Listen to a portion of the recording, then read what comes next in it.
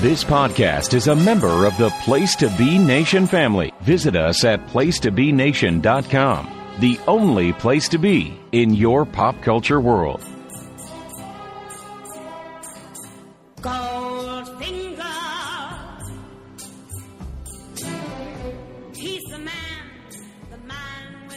Place to Be Nation, welcome back to another edition of Making Mount Rushmore here on the PTB Pop Experience. I am your host and moderator, Steve Riddle. Not panelist this time around because we do have a little bit of a fuller group here than we normally would over the last few episodes. It's going to be an interesting topic that we're talking about here, kind of inspired by another pod that we have over here on the pop feed, which I will get to in just a second. Before I do, let me go ahead and bring in my panelists here. We have three total, two that are here with me here, and one that is here by proxy. I'll get to that in just a second. We'll bring in our first guest here, who's actually, believe it or not, making his debut.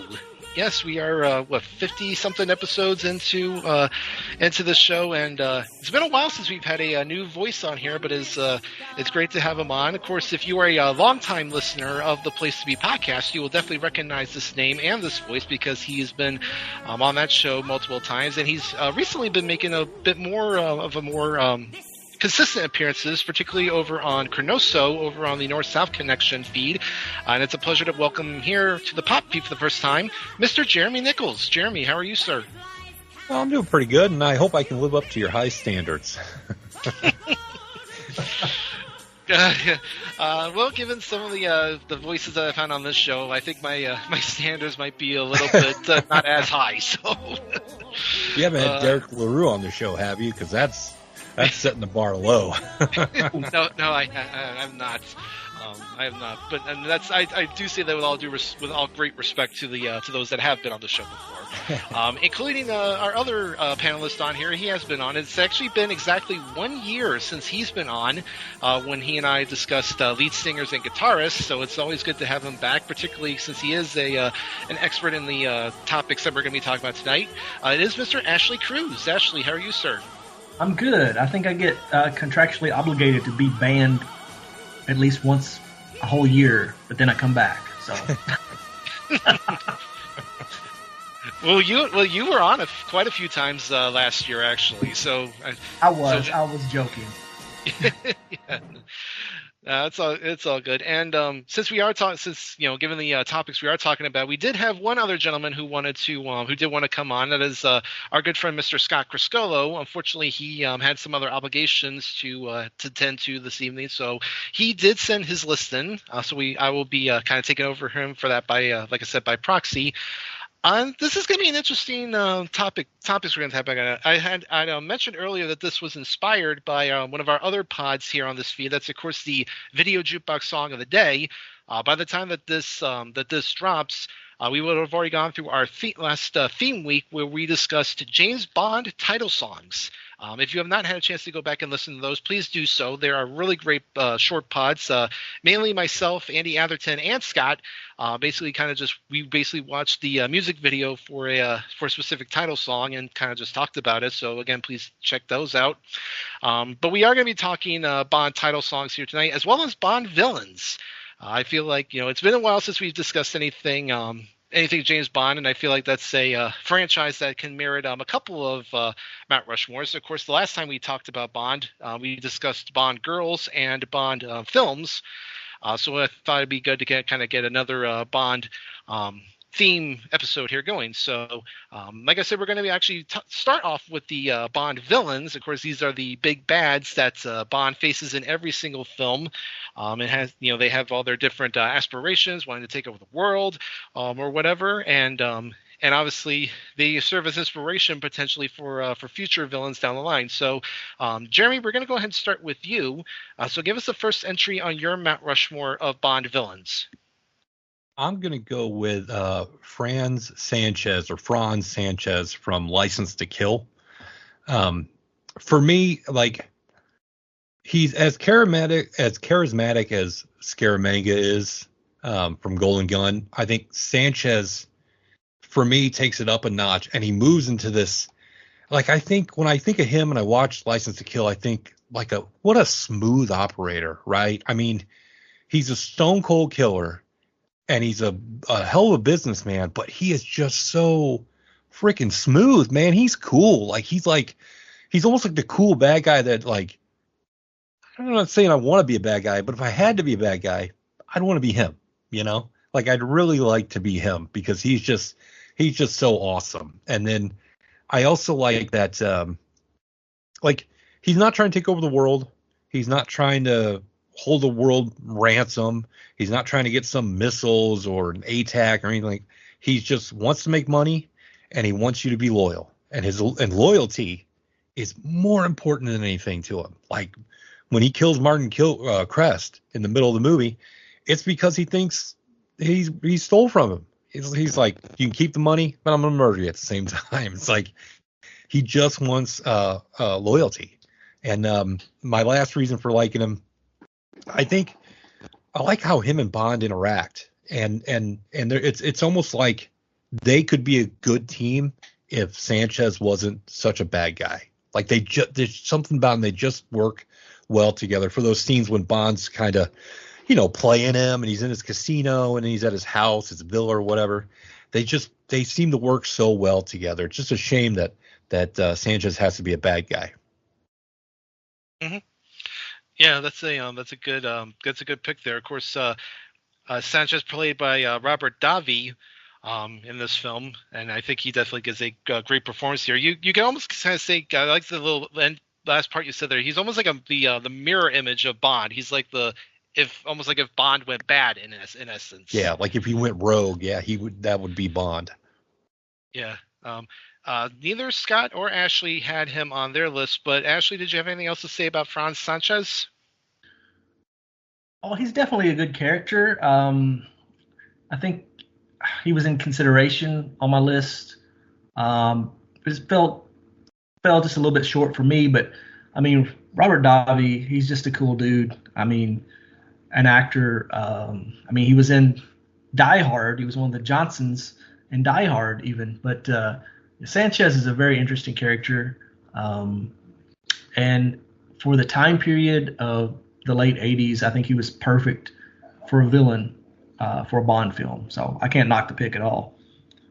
You know what's funny about, you mentioned Johnson and Die Hard, is that the other Johnson is in License to Kill as part of the ATF with Felix Leiter. That's right. That's insane how that worked out.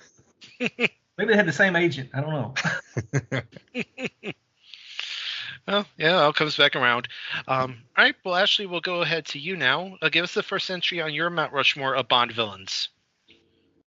Well, I guess I'll just go right to the top with Ernst Stavro Blofeld. Everybody has an absolute arch nemesis. Sherlock Holmes has his Moriarty. Captain America has his Red Skull. And for me, James Bond's ultimate number one villain is Blofeld. He's appeared in numerous films.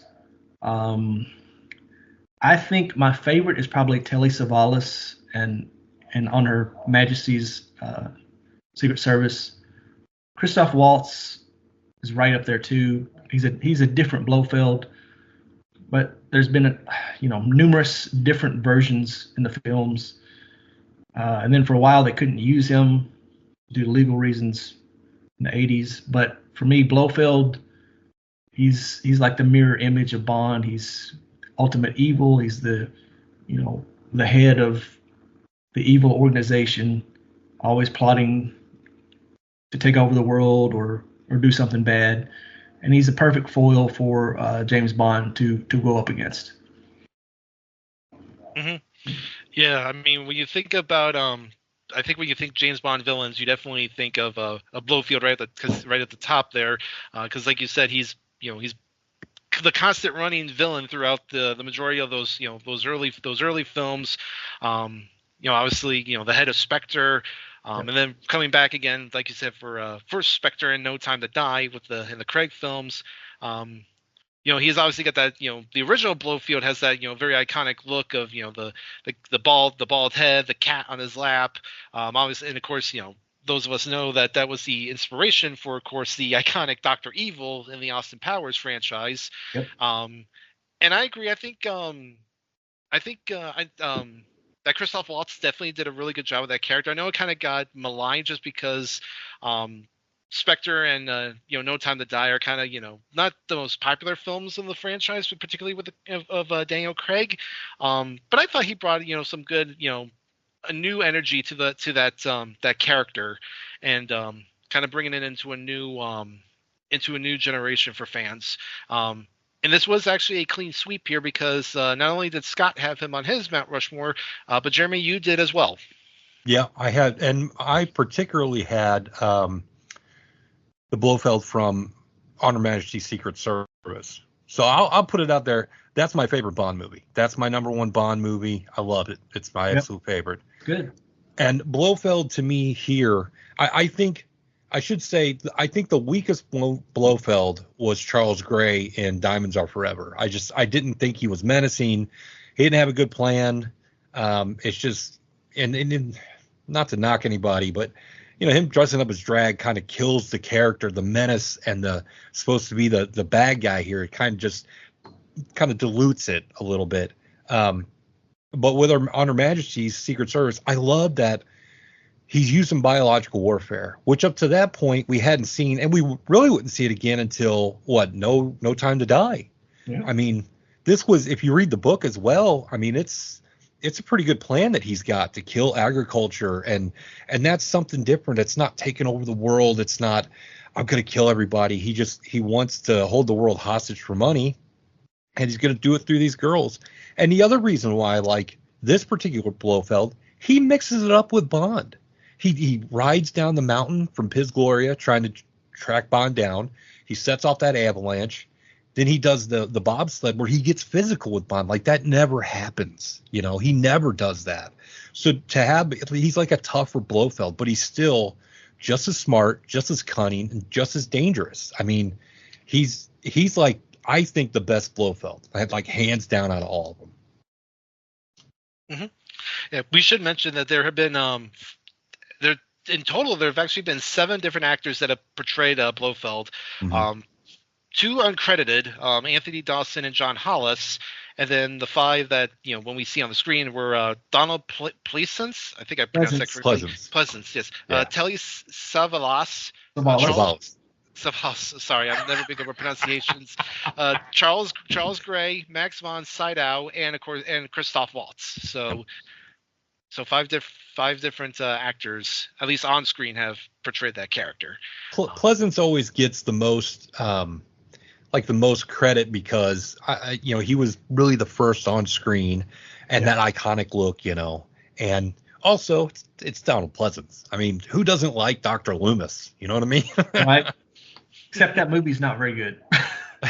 That's true. Okay, well, I will go ahead and give one of Scott's first entries on here. He ended up going with Aristotle Christatos. Again, I apologize if I mispronounced anything, but he's the villain of For Your Eyes Only. Described here as a former war hero turned smuggler, eventually being the main villain, wanting to expand his fortune by selling the ATAC to the KGB, portrayed by Julian Glover. Who actually, Julian Glover was actually in the running to take over as Bond in Live and Let Die, but eventually lost out to Roger Moore, who portrays Bond in this particular film here. So I'm going to be completely honest here. I've watched some of the Bond films. I haven't watched all of them. I'm missing out on a lot of them. So I do want to kind of go defer more to you guys in terms of the villains, because I'm sure you have a lot more to say about them. This villain did not make either list though. But Jeremy, did you have anything else to say about Christatos? I thought it was he's more of a reserved villain. It's not menacing because he's just after the ATAC, and he's not trying to take over the world. So I don't want to say he's forgotten, but he has no outstanding characteristics. He has no outstanding I don't want to say gimmicks, but he's as nice as I could put it, he's very pedestrian for a villain. But Julian Glover is a great actor, and he was also in Last Crusade with Sean Connery. So it's kind of funny that he went from one Bond to the other. He took on both Bonds. And I think he could have pulled off playing Bond 10 years earlier, 12 years earlier, whatever it was. He's just a good actor. It's just unfortunate that Christos has just not. It just there wasn't a lot of beef put behind him. Like, there just wasn't a lot to the character. But what he had, I think he did well with. Mm-hmm. Okay, Ashley. Yeah, he was a decent villain. That movie, I don't really like a whole lot. I think the whole BB doll, the ice skating girl, takes me completely out of that movie. So 16-year-old girl hitting on 67 Roger Moore, Yeah, it kind of takes me out of the movie. So maybe I sell him short, but I just didn't. I didn't really go for Christados at all. Okay, that's understandable. I'm sure if Scott were here, he would go into full detail as to why he had this villain on his Mount Rushmore. Sure. But Jeremy, we'll go ahead back to you now. Give us the next entry on your Mount Rushmore of Bond villains. My next one is Jaws from The Spy Who Loved Me and Moonraker. It's hard to put together a list like this where you don't mention either like Jaws or Odd Job, one of the more standout henchmen that, there's not your run of the mill, that something sticks out about him. And Odd Job had the hat. And as much as I like Odd Job, I had to go with Jaws because we get him in 2 movies and we get kind of a redemption for him in Moonraker. And I mean, he's so memorable and he has like one line of dialogue. Just 1 out of 2 movies, but he does kill a shark by biting it. That's holy crap. That's amazing. And I think that we didn't really, besides like Odd Job and Jaws, you didn't really get a henchman like that again until I think like Onatopp in GoldenEye. And then after that, you really didn't get too many more. I think after that, like you're looking at Hinks from, what was it? Spectre. With Batista, but at a time where, the villains were still big, like more memorable than they were in the 80s and 90s. Like Jaws really stands out. He's just awesome. He's got all that power and he's got the metal teeth. And how can you not like the guy? It's Jaws.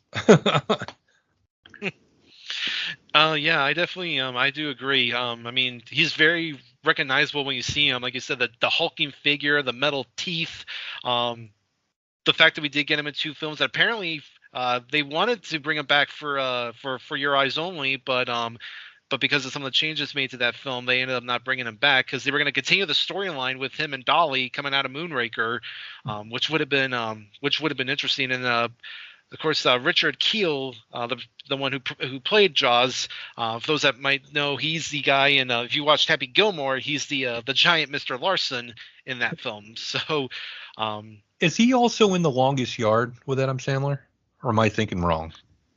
He was in the '74 Longest Yard, so he was not in the remake. That's what I was thinking. Yep.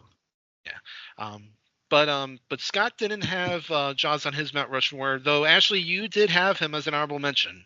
I did. I had him on the second line as an honorable mention. I think just being a henchman knocked him down a tad for me. But I mean, if you ask the average person, name someone from a James Bond movie besides James Bond, Jaws is going to be high on the list that gets mentioned, and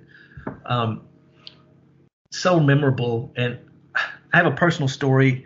When I was in college in Louisville, me and my friend were driving down the road, and we looked over, and we saw Richard Kiel standing on the side of the road. Apparently, he was in town. He was in town filming a boxing movie in Louisville, and we freaked out because Jaws was right there. That's awesome. That is pretty cool. I do have one other quick thing about Jaws. For those that have the Nintendo 64 game GoldenEye, you'll know that one of the bonus missions in that game has Jaws as like the main villain. So we do get an appearance of him in that game as well. Yeah, the damn Aztec level where he's just mows you down with 2 AR-15s, like he's just relentless. That level was tough. Yeah, it definitely was. All right, well, Ashley, let's go back to you. Give us the next entry on your Mount Rushmore of Bond villains. Okay, I'll just go down the list with Goldfinger from the movie Goldfinger, of all movies. Who would have thought? Right. With his, unique plan to irradiate all the gold in the Fort Knox Gold Vault, which I actually just live a few miles from. I was about to say, it's in your neck of the woods, isn't it? Yeah, it's just like a couple miles down the road from me. But their Fort Knox looks nothing like this. I think it was California in the film. But he's just he's the man with the plan. If he hadn't been so boastful, he would have killed Bond with the laser that took way too long to try and cut him in half. But very capable villain, memorable villain. And, sometimes you got to take basically everybody that Austin Powers parodied, which is, gold member from those films. It's like, obviously Mike Myers had an affinity for the old school movies and characters. But yeah, he's my second choice. Mm-hmm. Yeah, again, a very good pick, very recognizable character. Like you said, his obsession with gold, the way he killed. Who can forget what he did to Jill Masterson, covering her in gold paint to kill her, and also talk about one of the most iconic quotes back and forth between the film, where like you said, the moment where Bond is getting with the laser, and Bond's like, "Do you expect me to talk?" And he's just like, "No, I expect you to die." You're right. Just such a again, just iconic iconic villain, and much like Blofeld. Actually, no, my apologies. Scott had it on his Mount Rushmore. Jeremy, you did not. But did you have anything else to say about Goldfinger? Even though I didn't put him on the list, one of my favorite sequences in all of the Bond films, and this may surprise people, is the golf scene with Goldfinger and Bond. Because it's a game of one-up, and they're being very serious about it, and Bond, Goldfinger's cheating and all that, and Bond and his caddy figure it out, and they essentially rob him, they screw him over. And then at the very, I think it's at towards the end or maybe the middle, that shot where Goldfinger's going to putt, and all of a sudden that gold bar hits the ground. I love that. There's just something about that. Bond is just he's so nonchalant and cool, but laser focused. He knows how to get to this dude. He knows that he throws that gold down. Goldfinger, I was call him member. Goldfinger can't help himself, he's so obsessed. I love gold. He's just so obsessed with it, right? And I just love that whole sequence because it shows how Bond is so smart, can play this guy for a fool, and then also sticks it to him by winning the game. Because you would think that Goldfinger would be like, I'm going to get this gold, screw this game. No, he's mad about the game, And then odd job squeezing that golf ball and breaking it. People don't realize that's next to impossible as a basic human. That's hard to do, So that whole sequence is great. Yeah, definitely. Yeah, definitely. All right. Well, Jeremy, you have one entry left on your Mount Rushmore, so let us know what it is. My last, and certainly not least, one of my favorites is Francisco Scaramanga from The Man with the Golden Gun. I don't care for the whole Solex agitator plot. It's just a MacGuffin. I don't care for it. I think it was just kind of weak. I understand why they put it in. But to me, Scaramanga is such a great character here. And if you I shouldn't say that. Read the book, but it's very different character, almost completely different character. He's a punk with a gun in the book. He's nothing. But here, I honestly think they could have just had Scaramanga and Bond having to take him on as the main plot. I don't think they need anything else because he's he's so strong of a character, and Christopher Lee just knocks it out of the park and proved that he didn't have to be Dracula and didn't have to make horror movies to act like, because when I watch that, I don't think Christopher Lee. I don't think Dracula. It's that Scaramanga, and there's a lot of actors, I think when you watch them, you go, oh, well, that's Tom Cruise. That's not Ethan Hunt or whatever. That's Tom Cruise. Not this guy. Like, to me, not this guy. Like, he pulls it off so well. And I also love that he's essentially the mirror image of Bond more than Sanchez. They're both very much alike. They live generally alone. They bed whoever they can and want to. They, work for their employers, and that's it. They don't, they put their personal feelings aside for business. But it's just one guy went down the bad road and one guy went down the good road. And even with the issues the film has, because I know it's not liked, and that stupid slide whistle, but to me, Scaramanga makes the movie worth watching. And I love that showdown. I love the back-to-back, the pistols at dawn. The moment Bond lands on that island and him and Scaramanga start verbally dueling, and then finally literally duel, 10 paces or whatever. Phenomenal. Just phenomenal. And it's worth tracking down if you've never seen it. Mm-hmm. Yeah, I definitely agree. I mean, like you said, it's Christopher Lee. He's the man. I mean, he definitely brings a lot to this character. One of the, obviously he's got his calling card, the golden gun. And I didn't actually, and I didn't know this, but apparently Christopher Lee was Ian Fleming's step cousin. Yeah, and also a regular golf partner of his. So just kind of, always kind of funny how Christopher Lee kind of finds himself, in these unique situations. I mean, if you remember, he was he was an avid. He read Lord of the Rings like once a year for his whole life before he took the role of Saruman, which is kind of interesting. But I misspoken earlier about Goldfinger. This one was the other clean sweep here, because Scott had him on his Mount Rushmore, and Ashley, you have Scaramanga as well. Great minds think alike. Absolutely. Yeah, I mean, just an iconic character. I mean, he's got a golden gun. How cool is that? Yeah. That, he takes apart and it looks like a cigarette case or whatever. You can sneak it anywhere. And he has a third nipple. What? But it's Christopher Lee. I mean, that man has been a part of so many genres and franchises. He's just amazing. And I mean, he was a huge get to be in this film. Just awesome. He definitely elevates the movie. He really does. Absolutely. I cannot imagine anybody else in that role. Great character, great actor, just a perfect meld of the two. Mm-hmm. Yeah, I agree. Well, Ashley, you have one entry left on your Mount Rushmore, so let us know what it is. Okay, so I went somewhat more recently with my last one. I went with La Chiffre, or La Chiffre from Casino Royale. Mads Mikkelsen, another great actor. And,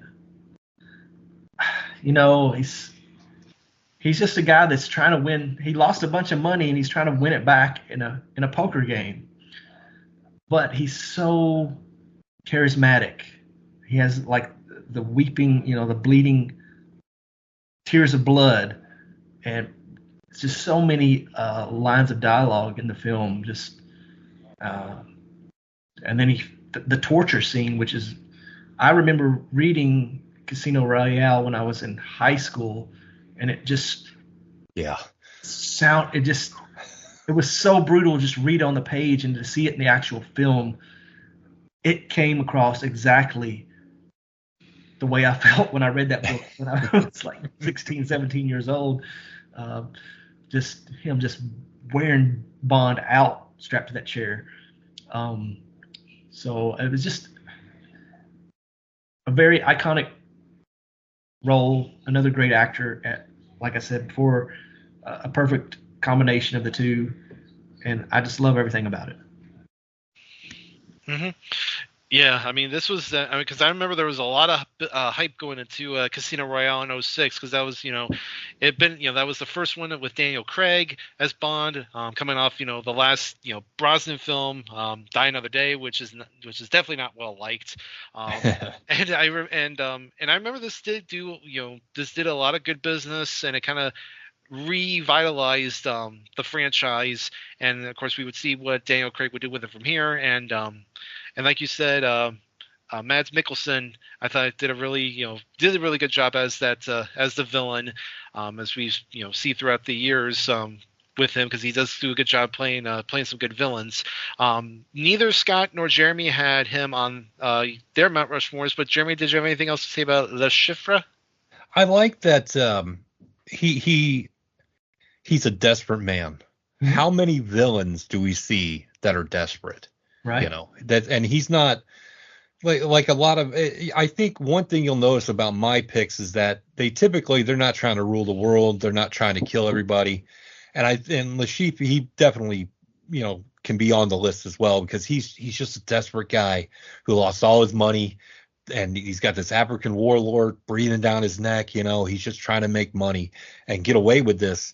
And I think that adds to it. I love his weeping eye that Ashley mentioned. I think that's a great little, it doesn't have to be a characteristic that, it doesn't have to be like Jaws with the metal teeth or Odd Job with the hat. It's just something a little that just adds a little bit to the character. So he's not just another run of the mill character. And that torture scene in the book, I believe he uses a carpet beater, but it's like you get the same feeling. Like, I remember reading it too, and just getting that bottom feeling in my stomach where I'm just like, oh God, that's gotta hurt, and then to see it on film, and the line, that Bond uses, "You're gonna die being the last person to scratch my balls," like, just absolutely fantastic. I mean, what a great villain, what a great movie. And Mads Mikkelsen came out of nowhere to me. Like, I had never seen him before, and now, like, he played Hannibal, right, in that TV show, and did really good. And he's incredible. He's amazing. I'm glad that we got him in Bond. Mm-hmm. Yeah, he's done a lot. He's actually, just looking at his biography, he's done a lot of villains. He was the villain in the first Doctor Strange film. He was Urso in Rogue One. He took over the role of Grindelwald from Johnny Depp in the recent Fantastic Beasts film. So he does a pretty good job playing a villain. Okay, well, that will wrap up our main list, but let's go ahead and talk about any honorable mentions that we haven't talked about yet. Jeremy, did you have any honorable mentions you wanted to talk about? I like he's a more of a low key guy, but I like the Stamper character from Tomorrow Never Dies, the blonde guy that he learned how to torture people and keep them alive from his mentor, this doctor, and he's just a tough dude. And Bond, very much like Renard in The World Is Not Enough, he can't stand up to him physically, and he even stabs him like a piece of rebar in Tomorrow Never Dies. Dude don't feel no pain. And the only reason that Bond was able to get away, really, he didn't defeat the guy. The whole ship finally blew up, and it wasn't because of Bond. It was because of what Wei Lin had done. So essentially, had that not happened, that guy, there's no way Bond could have stopped it. He's kind of like Jaws, but he really didn't have a lot to do. He really wasn't. He's not really a memorable villain, but he is. To me, he's one of the best parts of Tomorrow Never Dies. He's very quaint, but he's awesome at the same time. Okay. Scott did not have any listed here. Ashley, did you have any other honorable mentions? Yes. So I had Jaws, which we've talked about. I had Odd Job, which is another, iconic henchman that, takes that hat off and throws it, and he's also, he was a wrestler too, right? Yeah. Toro Tanaka, I think. Yeah, I think that was his name. And then, so then I had a twofer. I picked Red Grant and Rosa Klebb. Oh, From Russia with Love. It's kind of a dynamic duo of villainy from that film. Red Grant's kind of like he's a simple villain, but I mean he's just out to kill James Bond. I mean, and then Rosa Klebb is basically, your Froth Verbissiner from Austin Powers. So yeah, I mean, I love that movie. I love those characters. That's all my honorable mentions there. Yeah, From Russia with Love is my second favorite. And that scene where she puts the brass knucks on and punches Red Grant in the stomach and he don't move, ooh, Bond's in trouble. Yeah. Robert Shaw. How great is Robert Shaw? Man, in that, in Pelham and Jaws, he is outstanding. Yep.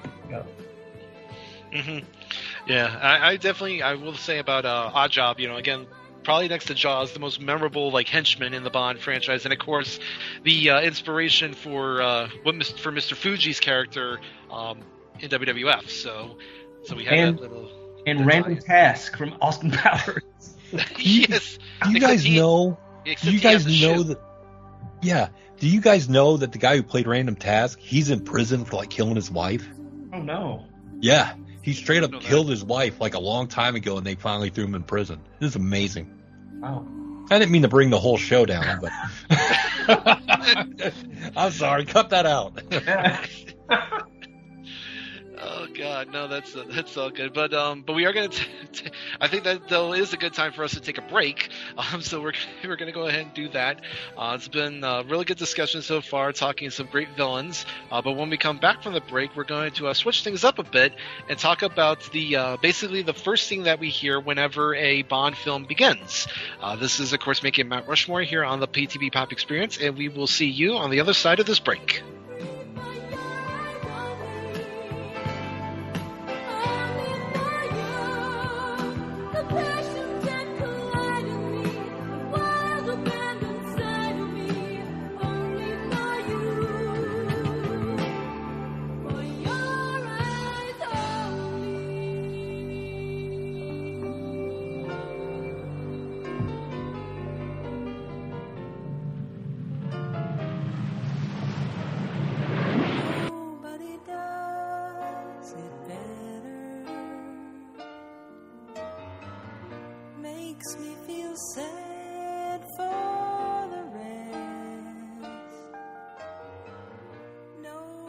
And we're back on Making Mount Rushmore here on the PTB Pop Experience. I am Steve Riddle alongside Jeremy Nichols and Ashley Cruse. We are discussing all things James Bond today on this episode. Of course, in the first half here, we discussed some of our favorite Bond villains. And now for the second half here, we're going to talk about the Bond title songs. And like I said, it was the recent theme week on the Video Jukebox Song of the Day on Bond songs that kind of inspired me to do this episode here of Rushmore. So we have some of our, now we're going to talk about, like I said, the title songs. Basically, these are the songs that you hear when the film begins. Typically, you'll occasionally have maybe the little brief opening scene, and then it goes into the opening credits with where you hear these songs, which are usually always title songs based on what the movie is. So, Ashley, we're going to start with you on this one. Give us the first entry on your Mount Rushmore of Bond title songs. Okay, well, I'm going to go, I guess, kind of chronologically. I'm going to go with the theme song for Dr. No, which was actually the James Bond theme song, which to me is probably one of the most recognizable pieces of theme music for any fictional character ever. I mean, that the guitar riff, which unfortunately I think the guitar player that played the guitar in it, Vic Flick, just died a week ago, unfortunately. But it's composed by Monty Norman. I think it's James Barry Orchestra or John Barry Orchestra did the orchestration for the song, which, I mean, it's just an instrumental, but you started off with the iconic, the music that stuck with James Bond for decades after this. I would be remiss to not include this song on a Mount Rushmore list like this. Mm-hmm. Yeah, no, I agree. And I mean, this is also one of the first things you see in every film is, of course, that shot of little like circle going across the screen with Bond walking across, and then he just turns and shoots the gun, which like I said, is in every pretty much every single Bond film, no matter who the Bond is. So I definitely think it was worthy of a mention. Did not make either Scott or Jeremy's list though. But Jeremy, did you have anything else to say about the Dr. No / James Bond theme? What I think is really impressive about the theme is that, number one, it's stuck around for 50 some odd years. And it was the first one they came up with, right? It's not like this was the third or fourth movie. This is the first one. Yeah. They hit it out of the park. Like, that's a home run. And then it's so good that it shows up in other movies and TV shows. I mean, you got to have a piece of iconic music for it to transcend generations and then genres of film and different types of media. Because it's not just TV, it's not just movies, it's games. You hear it on the radio. You hear it almost anywhere. I heard it on the music at a doctor's office one time. It's just everywhere. And what a great song. And it's so simple and so easy, but yet it works so well. It's perfect. Mm-hmm. Yeah, it's almost like you can't see the character of James Bond having any other theme song basically besides that one. That's how iconic it is. Okay, well, we'll go ahead now to Jeremy. Give us the first entry on your Mount Rushmore of Bond title songs. I'm going to do this one first because apparently a lot of people don't like this movie, which I don't know why, but I picked my first one is Writings on the Wall from Spectre by Sam Smith. And like I said, people hate on Spectre, and I don't really know why, but I think the song for me is near perfect for explaining the Craig Bond era up to that point.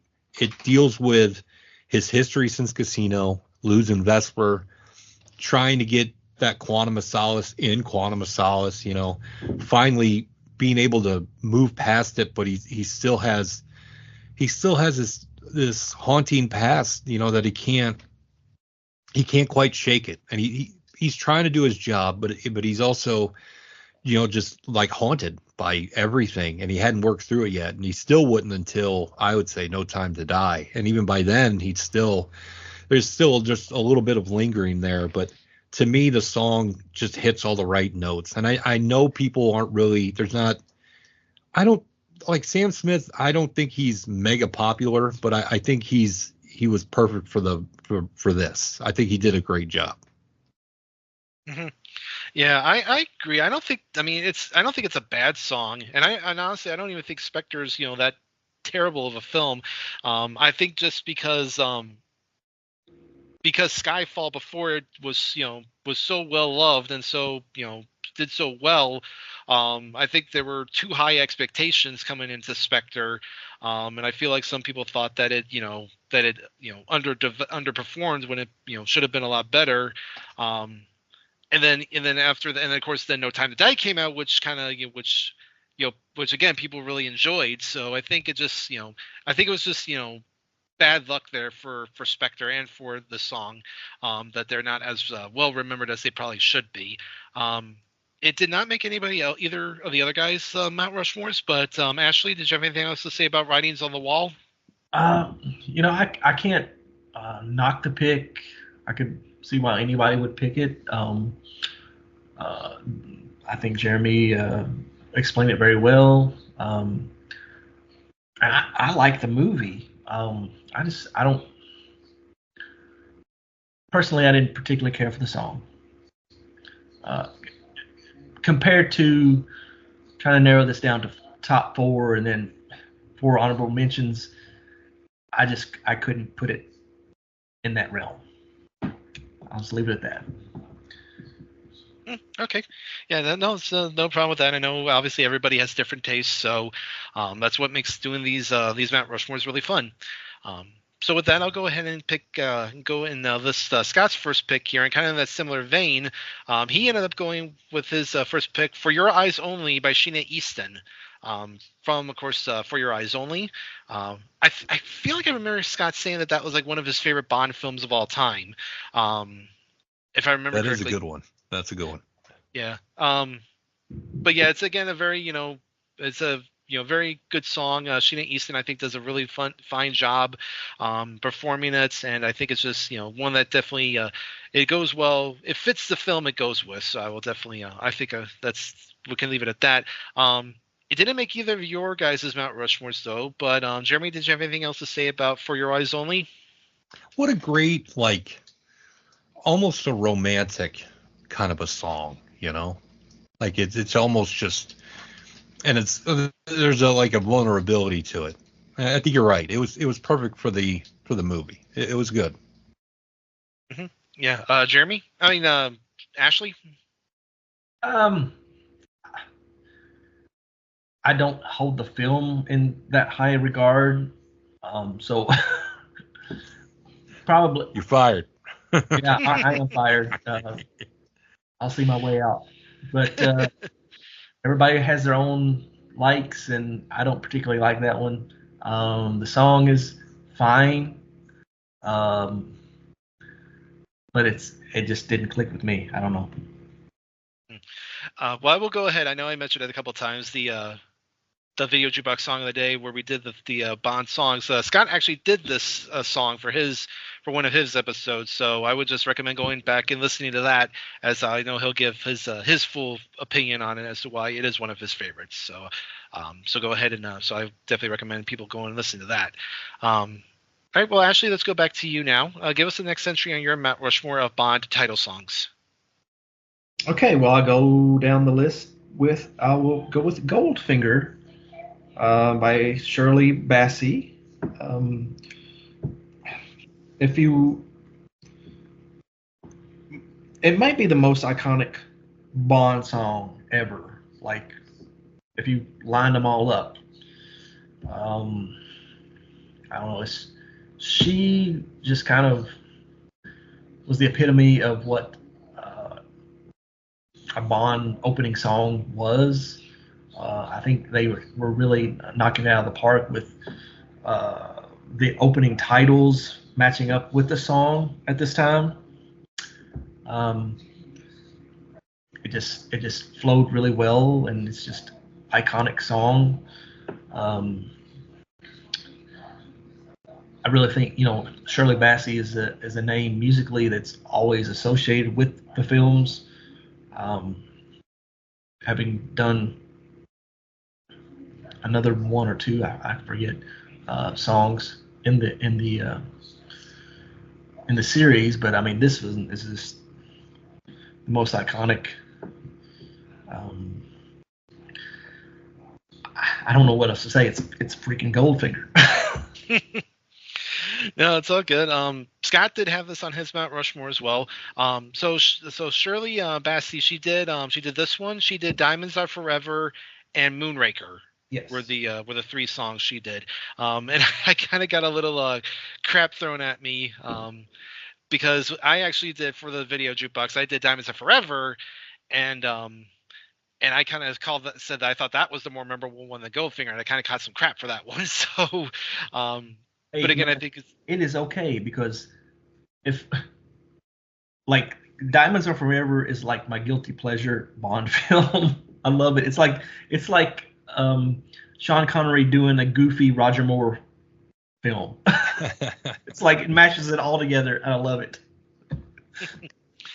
Yeah. Jeremy, you did not have this on your list, but did you have anything else to say about Goldfinger? Did Nancy Sinatra do a cover of the song?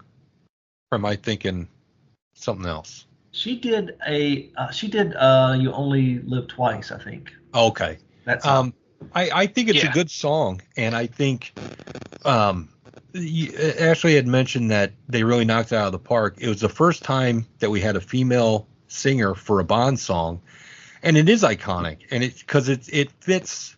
It almost fits the movie to it. It almost tells you the whole plot of the movie, and it also, I think another good thing about it, it's more about, I shouldn't say more, it's about the villain. It's not about Bond, it's about the villain, and we don't get a lot of those, so it definitely stands out, and she's just a great singer. That's why she got to do it 2 more times. She's just great. Mm-hmm. Yeah, definitely. Well, Jeremy, we'll go back around to you. Give us the next entry on your Mount Rushmore of Bond title songs. My next one is I used to not like it or the movie, and it's grown on me in the last about 10 years. License to Kill from License to Kill by Gladys Knight without her pips.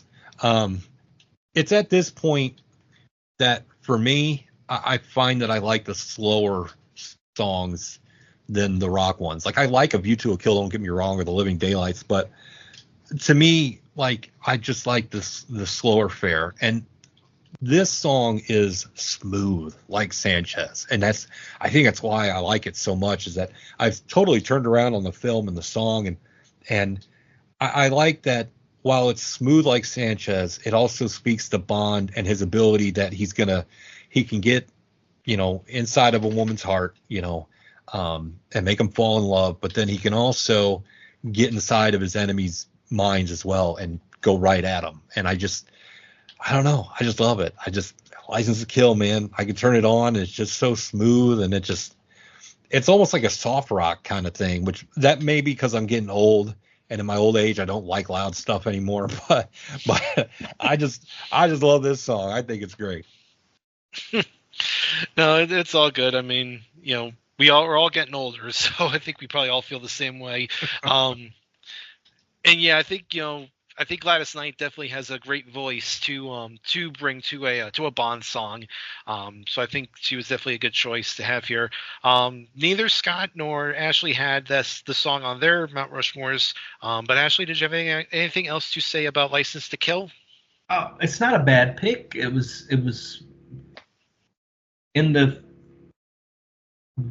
one of the first few out, if we're going by the NCAA. It was the last four out. It was close. It was close to be in the top 8 at least for me. They got into a style of picking, Gladys Knight, kind of smooth, rock R&B royalty, and I think she was perfect for the song, perfect for the film. And for that time, I think it was a good choice. Yeah. Mm-hmm. Yeah. Okay. Well, Ashley, let's go back to you. Give us the next entry on your Mount Rushmore of Bond title songs. Wow. Okay. So we're going again chronologically down the list, and probably maybe the most famous song that's even outside of James Bond is Live and Let Die by Sir Paul McCartney from the film Live and Let Die. Just an amazing song. A great riff. It really, brought the Roger Moore era like rollicking in. I think even they had George Martin producing the song. When you have a Beatle doing the theme song for a James Bond movie, I don't know how more British you can get. It's like none more British. It's the song is fantastic. Later on you had a great cover by Guns N' Roses. Yep. It's stood the test of time. I think you could, if just someone that didn't even know about the movies knows the song, I think it kind of jumped into the cultural whatever you want to call it. So it's bigger than the franchise, but to be part of it, I could not include it in this list. It's just amazing tune. Mm-hmm. Yeah, definitely probably the most mainstream song from the franchise. I definitely agree. Just such iconic. The music, the Paul McCartney kind of like I said, now post Beatles, now with his new band. Then, like I said, found new audience in the 90s when Guns N' Roses did their cover for it. And actually, interestingly enough, Weird Al Yankovic had wanted to do a parody of it because I guess McCartney had wanted him to parody one of his songs, and Weird Al was going to do it with his parody of the song called Chicken Pot Pie, but McCartney didn't want to do it because McCartney's a vegetarian, and Oh no. yeah, well, Weird Al's actually a vegetarian himself, so he said he respected McCartney's wishes and didn't release it, but he has performed it live though.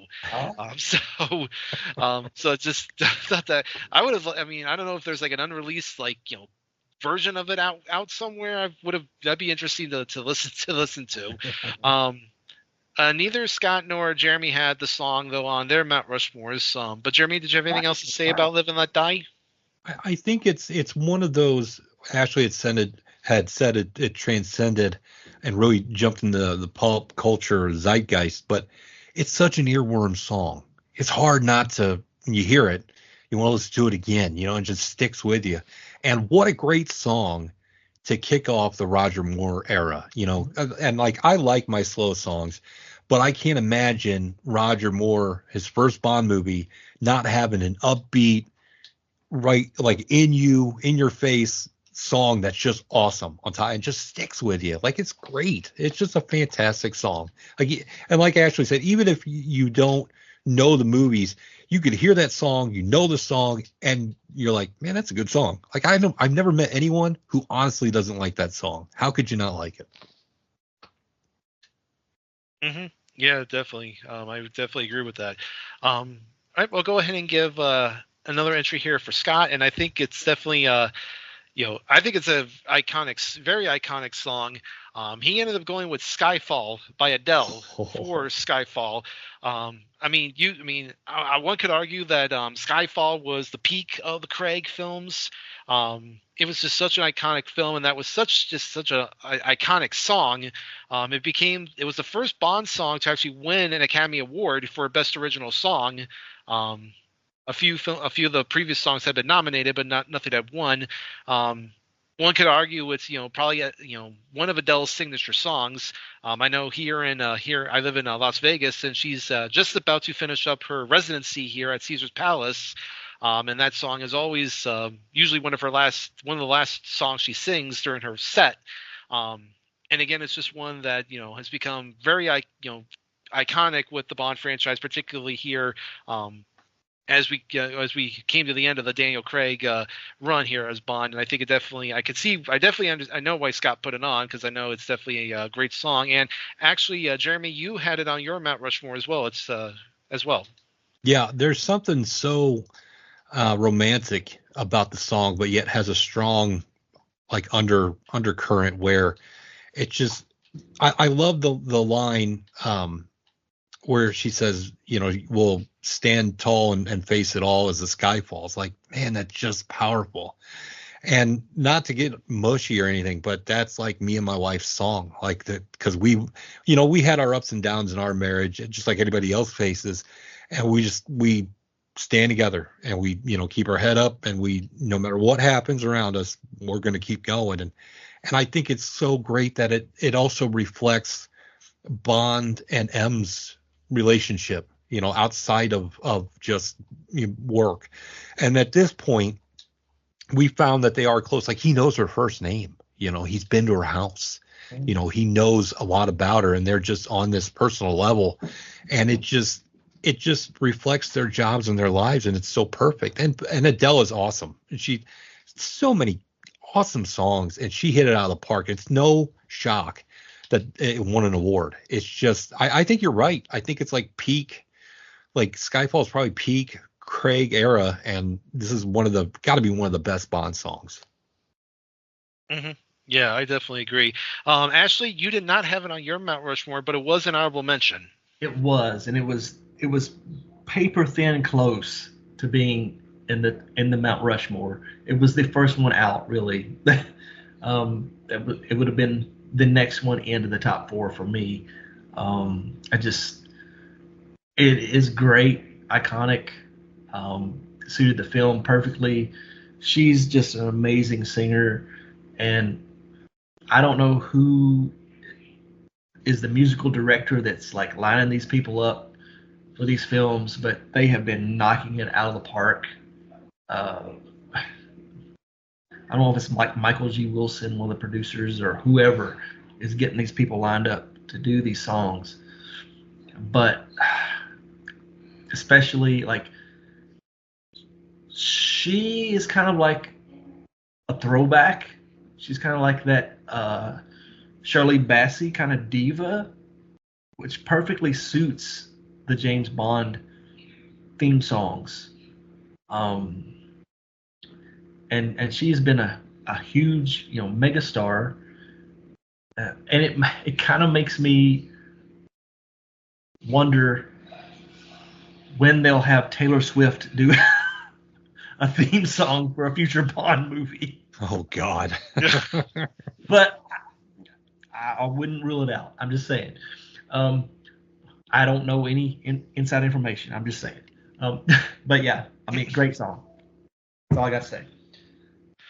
I mean, at least when they brought Billie Eilish to do No Time to Die, at least she fit that film. So I don't know if Taylor Swift can pull that off. But We'll see. I guess we'll see.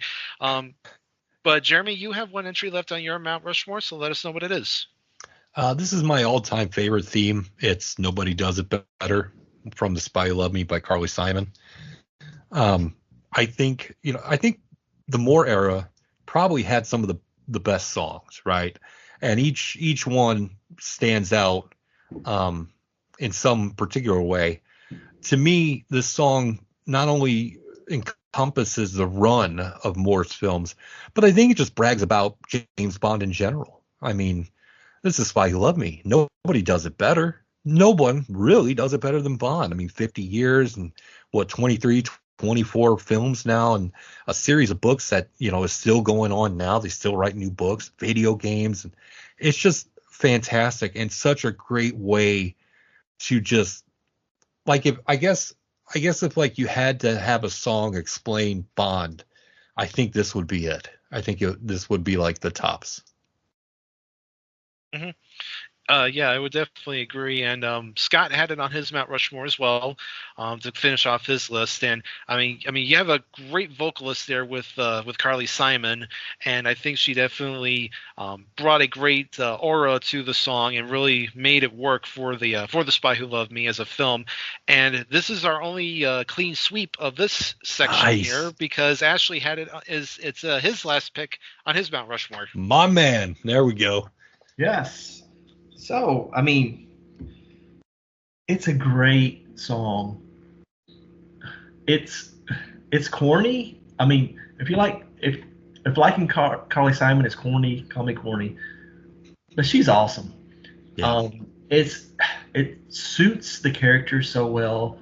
It's like nobody does it better, and it's like she even says sometimes I wish somebody could. Yeah. It's so awesome. I think we'd be remiss to not mention Marvin Hamlish, the guy that actually composed the music, and the lyrics by Carol Bader Sager. But Carly Simon sings it, owns it. Fantastic tune, and clean sweep across the board. An amazing theme song for James Bond. How fitting is it that the last pick we all picked the same one? That's perfect. That's great. Yeah, it is pretty perfect. Like I said, that does conclude all of our lists. But now let's talk about any other honorable mentions that haven't been talked about. Ashley, we'll just start with you. All right. So we talked about Skyfall. That's out of the way. I also had You Know My Name from Casino Royale by Chris Cornell. I thought that was an interesting song to kick off the Daniel Craig era. Very British, bombastic type of tune that fit the film, I think, being the origin story movie. Then I went with GoldenEye, which is Tina Turner. And I think Bono and the Edge wrote the song for her. I think you're right. I believe you're right. And I think I feel it's like a obviously they were going for a throwback, Shirley Bassey, Goldfinger type tune for GoldenEye, and it just really clicked with me. And then, last but not least, I went with A View to a Kill by Duran Duran. I thought it was a cool song. It is. No, it is. They did a great job. Yeah. I think it was kind of like a minor hit for them outside of the movie itself. So. Mm-hmm. So to confirm, yes, Bono and the Edge did write GoldenEye, and apparently, they originally wanted Depeche Mode to do the song, but they were unavailable, so that's why they went with Tina Turner. So. What? I can't imagine Depeche Mode seeing that. Oh God. That was a happy accident then. No offense to Depeche Mode, all 6 fans of you, but I don't think that it would have worked as good. No, it wouldn't probably. All right. Well, Jeremy, did you have any other honorable mentions? I don't have any honorable mentions, but I want to give 2 guilty pleasures because Ashley Cruse mentioned a guilty pleasure earlier, and I thought, you know what, I'm going to mention mine. My first is Never Say Never from Never Say Never Again. It's there's something about it. I like the first time I heard it, I really didn't like it. And then I heard it again and it just grew on me. Yeah. And I like the movie too. Like it took me a few watchings to enjoy the movie, and now it's like I prefer it to Thunderball. I'd rather watch that version of Thunderball. Yeah. And then my other guilty pleasure, and God help me for admitting this out loud, is Another Way to Die from Quantum of Solace. Now, I love Quantum of Solace, and I'm a defender of the film, but that song should not be, like, I should not like that song, because it's just not a very good song, but there's something about it. I can listen to it all day, and I'm like, all right, I can't tell nobody about it, though, because it's a little embarrassing, but screw it. We're here. You invited me on the show. I might as well put it out there. Is that the Jack White and Alicia Keys? Yeah, Jack White and Alicia Keys. Yeah. Hey, I'm just glad nobody mentioned Madonna. Is one of the lyrics. Nobody mentioned Madonna. Where Mark said Madonna. Yeah, we can do a bottom 5 Bond songs, Oh yeah, that's good. I did have 2 I kind of wanted to mention that we haven't talked about yet. Again, I don't know if they're, I would say, guilty pleasures, but given that Tomorrow Never Dies was the first Bond film I ever watched, I do have a little bit of a soft spot for that title song by Sheryl Crow. Again, maybe not. Yeah, it is a good song. Yeah. And then again, kind of a weaker film, but I think a solid song nonetheless, and that's The World Is Not Enough by Garbage. Oh, that's a great song. That's a great song. All right, yeah. Yeah, again, the movie's kind of meh, but again the song is pretty good. So I definitely wanted to kind of give those some love. And I guess, and I know I've said it several times before, but again, if you've not listened to the Video Jukebox Song of the Day, the Bond theme week, please do so. Like I said, that was me, Scott, and Andy. We each basically kind of just, we just live watched one of the music videos. So please go back and listen to those to get some more opinions on those. But that is going to go ahead and do it for this episode. So we'll now go ahead and talk about any other pods we might be appearing on or where we can be found on social media. So Ashley, we'll start with you. I'm on Facebook. I'm on X/Twitter, whatever, Gamma Spidey. My band is on Facebook, Forging the Fable. That's pretty much my whole social media presence. Okay. Yeah, that's it. Yep. Okay. Jeremy? I run OCP Gaming over at ocpgaming.podbean.com. We have 3 different shows. We have the Co-op Show, which is me and my friend. We analyze video game news in the industry. We have the React Show, where we review or do watch along of video game movies and TV shows. And then we have Reading Reddit, where I go on Reddit and I find a gaming subreddit and I just read questions and try to answer them, critique collections and things like that. And I don't forward look at it and then pick what I'm going to talk about. I just go in and do it in real time. So it's a very improv show. But definitely get over there to ocpgaming.podbean.com. And then I'm also on Twitter at underscore Jeremy Nichols if you want to get a hold of me. Any video game topics, questions you have for me, and wrestling as well, because I'm heavily steeped into pro wrestling. But yes, OCP Gaming, please go. All right. Well, that's good to know. I'll just say for Scott, since he's not here, he of course is the head honcho over at the PTB Wrestling feed and has some great pods over there, including the main events, Through the Looking Glass, and Wrestle Tracks. So those are all great shows. Be sure to follow along with those.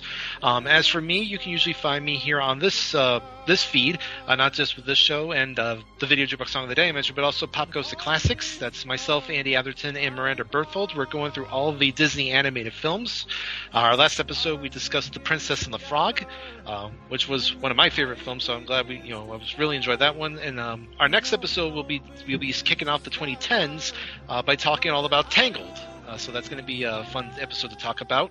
I also have a pod on the wrestling feed, sure enough, with James Grunberg. We have Extreme Resurrection, where we're going through ECW from 2006 to 2010. We are just about to wrap up 2007 and head into 2008, which is going to bring a lot of changes to the ECW brand. So be sure to follow along with that, because it's going to be some interesting things to talk about for that year. I can also be found occasionally over on the North-South Connection feed with Cronoso. In fact, I was on the most recent episode of Cronoso, where I talked about a match between Roddy Piper and Randy Savage that was recorded for the WrestleFest 1990 Coliseum video. So be sure to follow along with that. If you haven't yet subscribed to the North-South Connection YouTube channel, please do so. Those guys do a lot of great work over there. And speaking of guys that do a lot of great work, I do want to give a shout out to the Backbone Wrestling feed. Lots of great shows over there. Old shows, new shows. They do a really great job over there. So please give those guys some love. And you can also follow me over on the PTB Facebook group, where we have great discussions over there and occasional tournaments. So just always keep an eye out whenever something new is about to pop up. But with that, I want to say thank you to you guys for coming on. This has been a lot of fun to do. I look forward to the next episode. So for Jeremy Nichols, Ashley Cruse, and Scott Criscuolo, my name is Steve Riddle. This has been Making Mount Rushmore here on the PTB Pop Experience, and we'll see you next time.